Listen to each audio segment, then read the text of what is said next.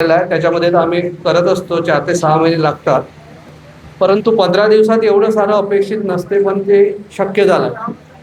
शुगरची level 500 राहायची दादाची आणि आज ती नॉर्मल कंडिशनमध्ये.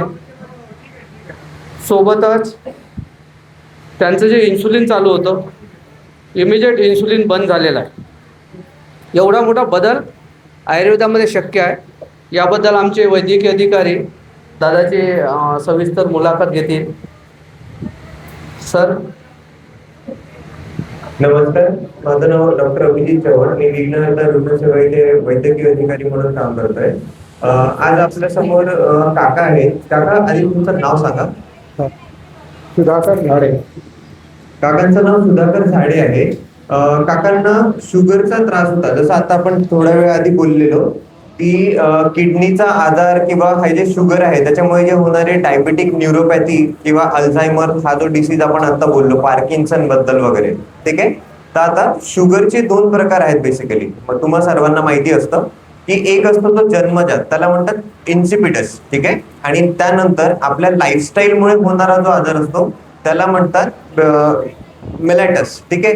तर टाईप 2 शुगर जेव्हा ज्यांना असतं तर खूप क्वचितच केसेसमध्ये इन्सुलिन पर्यंत पेशंट पोहोचतो.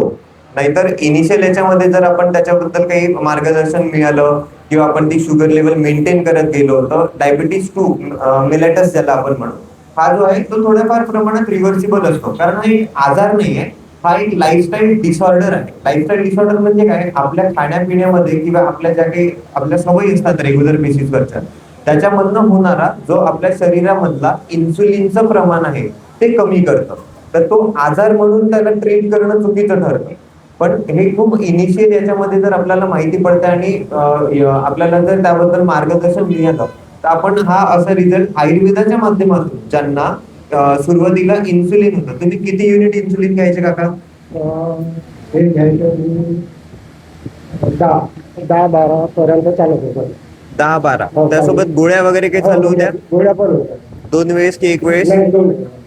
बघा, नॉर्मली प्रोटोकॉल असा असतो की शुगरच्या पेशंटला, म्हणजे मेलायटिस वाल्या पेशंटला, ज्याला टाईप 2 शुगर आपण म्हणू, तर अशा यांच्यामध्ये तुमची शुगर पहिले किती राहायची?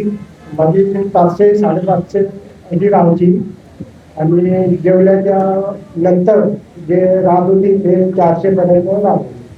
आणि आता 15 दिवसाच्या कालावधीमध्ये पेशंटचा आपण बघतोय, पेशंटची जेवणा आधीची शुगर 152 आहे. आता जसं एक वय सुद्धा एक फॅक्टर असतं, ठीक आहे.